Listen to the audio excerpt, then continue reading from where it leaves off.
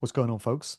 I finally got a stand for my world famous roving DJ mic, so I'm not going to know what to do with my hands now.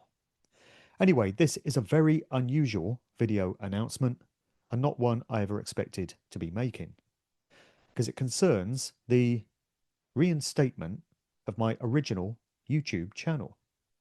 So I started this in 2008 when I was transitioning away from my DJ activities into the alternative research that I'm doing now.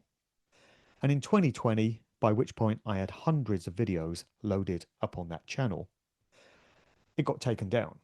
And that was the experience of hundreds of thousands, if not millions, of other broadcasters and researchers who, like me, were questioning the official narrative of COVID, everything we were being told, and pointing out that it amounted to a monumental PSYOP scam.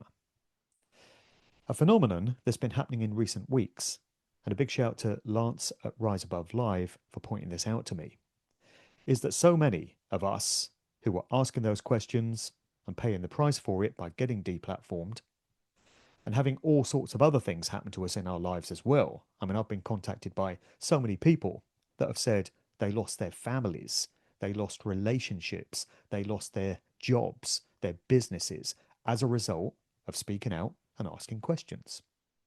So many of these people have been getting their YouTube channels back. They've had to go through a review process, but usually that just consists of pointing out to YouTube, Google, that we were right all along and we were merely reinforcing what official sources are now saying about the whole COVID scam. They're all but admitting, they're not admitting that the virus was fake, but they're admitting that so many aspects of the narrative were effectively fraudulent. And especially when it comes to the arms spear disaster, which followed in its wake. All kinds of mainstream sources are now questioning the efficacy and the safety of the arms spears. And this is what so many of us were saying in 2020 and 2021, and we paid the price for it. I had 63,000 subscribers to that original channel, and when the channel went down, very few of them came back to the replacement channels that I built up. But my YouTube channel has now been reinstated, along with the platforms of so many others, and I'm taking it as vindication.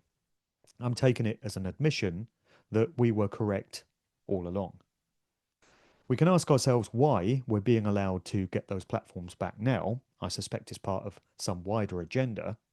Who knows? Maybe it's the karmic spiritual thing on their part, an observance of that occult tenet. Or maybe it's more kind of political and, strategic in terms of why they're doing this. But either way, my original channel is now back, which means the 63,000 people that subscribe to it now have access to it again. And I'm going to start reloading my content of the past 5.5 years, which I was not able to, onto that channel.